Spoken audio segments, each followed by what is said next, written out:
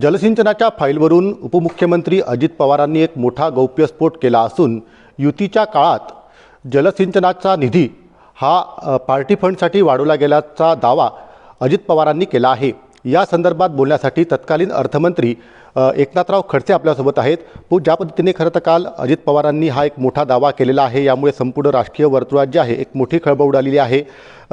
काय नेमका हा त्यांनी आरोप केलेला आहे, याकडे तुम्ही कसं बघताय?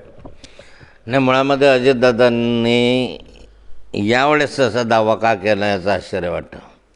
25 वर्षापूर्वीची घटना आहे, 26 वर्ष झाले असत्या गोष्टीला, 99 म्हणजे, आणि 26 वर्षानंतर आत्ता अजितदादांना या संदर्भात बोलावं असं का वाटलं? आणि जर त्यांना बोलावं असं वाटलं या संदर्भामध्ये, तर ती फाईल त्यांच्याकडे आहे, तर त्यांनी ते दाबून का ठेवली? त्यांना जर माहीत होतं की याच्या संदर्भात असं भ्रष्टाचार झाला असेल किंवा करण्याचा प्रयत्न झाला असेल, तर त्यांनी त्या क्षणाला, अर्थमंत्री होते तेही, आणि त्या क्षणाला त्यांनी या संदर्भामधला चौकशी करायला हवी होती। 99 नंतर आज 26 वर्ष घडले, घटना विसरूनही गेल्या। तो प्रकल्प 200 कोटी रुपयाचा होता आणि त्याच्यामध्ये 100 कोटीची वाढ करण्यात आली, म्हणजे ती 1.5 पटीनं एका प्रकल्पात एका वर्षात वाढ होते। हे न पटणार आहे किंवा कोणी करेल असंही वाटत नाही। 5-10% वाढ होऊ शकते, पण एकदम इतक्या पटीनं वाढ होत नाही।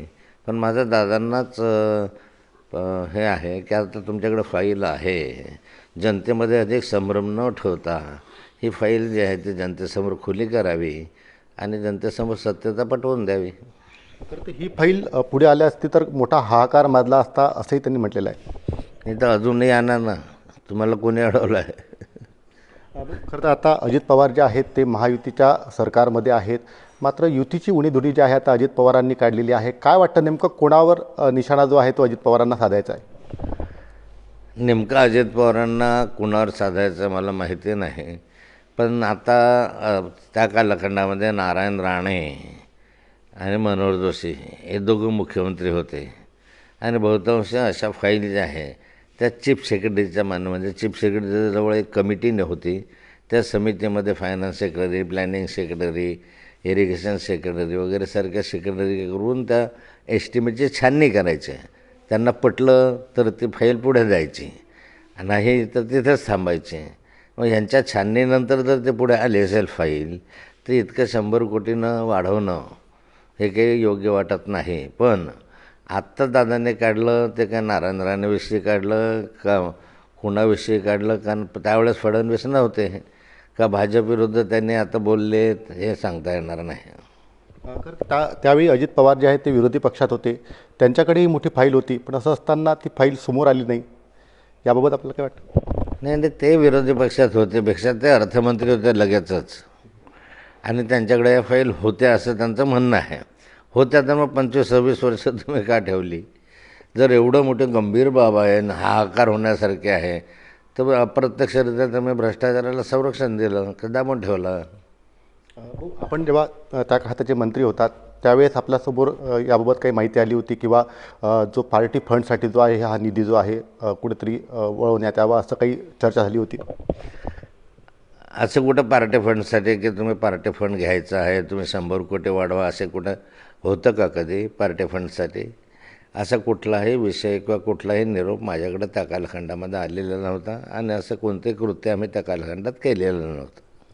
खरं तर एकीकडे अजित पवारांचे पुत्र पार्थ पवार यांच्यावरती पुण्याच्या भूखंडाप्रकरणी जे काही आरोप प्रत्यारोप झाले आणि त्यानंतर आता अजित पवारांनी हा एक गौप्यस्फोट केलेला आहे। काय वाटतं कुठेतरी आता या संपूर्ण राजकीय प्रक्रियेमुळे जे आहे राज्यातलं राजकीय वातावरण जे आहे ते चर्चेचा विषय ठरलेला आहे?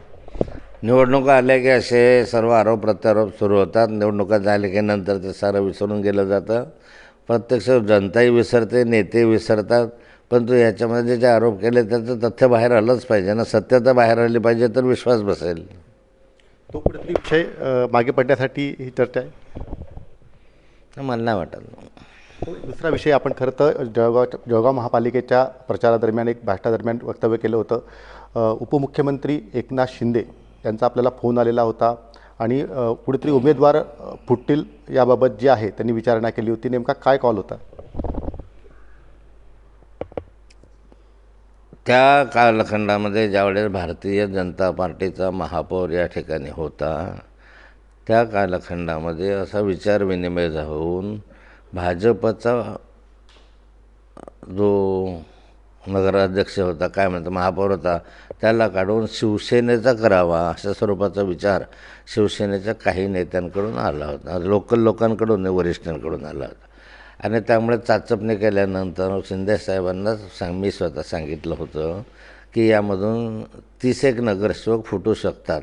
हे सगळे जे आहेत ते प्रलोभनाला बळी पडणारे आहेत आणि असं चित्र दिसतं आहे की तुमच्यासोबत येऊ शकतात भाजपमधले सर्व मिळून. आणि मग तसा प्रयत्न करण्याच्या सूचना ज्यावेळेस मी विरोधी पक्षातच होतो त्यावेळेस शिंदेसाहेबांनी सांगितले की काय हरकत नाही.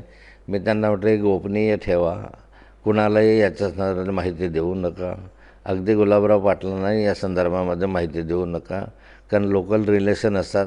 हे जर माहिती कुणाला मिळाली तर सगळा प्लॅन फेल जाईल.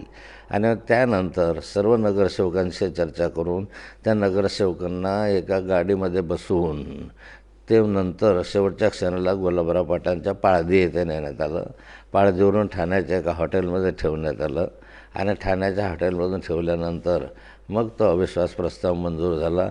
त्याच्यामध्ये जवळपास 27 नगरसेवक जे आहे ते फुटलेले होते. ही त्या कालखंडातली स्थिती होती. तरी 2022चा हा संपूर्ण विषय आहे.